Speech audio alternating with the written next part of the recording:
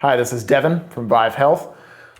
Quick video on how to adjust the tension on our Vive folding pedal exerciser.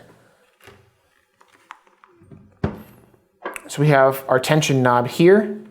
There's a little socket right here with a threaded sleeve inside that ends in a little piece of metal. It looks like a little metal bar that cuts through that slot. It looks like the knob may not fit inside, but it does.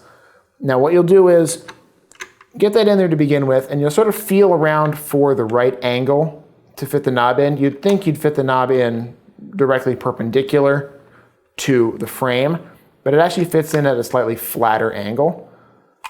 Give that a few turns to test it, and you'll feel it thread in there nicely. So that way, you can feel either a lot of resistance in the pedals or very little. Now when you're turning that knob, that screw is pushing against that little piece of metal so that the mechanism inside creates more friction and you're able to get greater resistance. Adjusting it's very simple.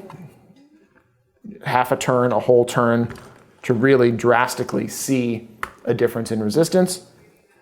And if you need to make any other adjustments, you can also adjust the length of the foot straps. Very simple, very easy to use. Thanks so much for watching. Give the video a thumbs up if it's been helpful.